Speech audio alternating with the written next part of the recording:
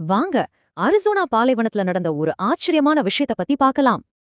எல்லாம் எப்படி ஆரம்பிச்சதுன்னா, ஒரு காலை நேரத்துல தற்செயலா ஒரு விஷயத்த கவனிச்சதுல தான். ஒரு விஞ்ஞானி ரொம்பவே விசித்திரமா ஒன்ன பாக்குறாரு. ஆனா அது என்னன்னு அவருக்கு புரியல. இடம் அரிசோனாவோட சிரிகாவா மலைப்பகுதி. எறும்புகளுக்கு ரொம்ப சாதாரணமான ஒரு இடம்தான். இந்த கதையில ரெண்டு முக்கிய கதாபாத்திரங்கள். ஒன்னு பெரிய ஹார்வெஸ்டர் எறும்புகள், இன்னொன்னு சின்ன கோன் எறும்புகள்.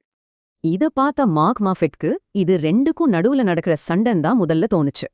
ஆனா அவரோட கேமரா லென்ஸ் வழியா பார்த்தப்பதான் உண்மை என்னன்னு தெரிஞ்சது.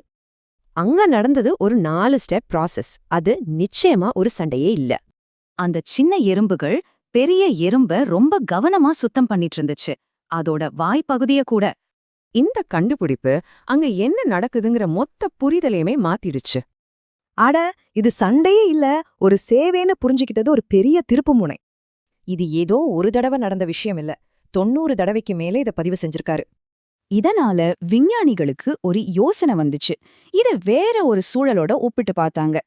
சரி, கடலுக்கு அடியில நடக்கிற ஒரு விஷயத்தோட இது எப்படி ஒத்துப்போகுதுன்னு பார்க்கலாம் வாங்க.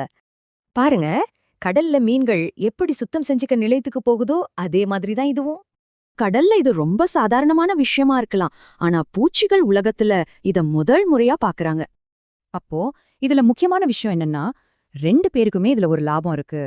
சின்ன கோன் எறும்புகளுக்கு சாப்பாடு, பெரிய ஹார்வெஸ்டர் எறும்புகளுக்கு கிளீனிங். ஒரு வின் வின் டீல் தான்.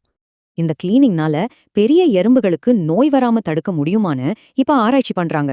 இந்த அசத்தலான கண்டுபிடிப்ப இப்போ உலக அளவுல அறிவியல் சமூகத்தோட பகிர்ந்துக்கிட்டாங்க.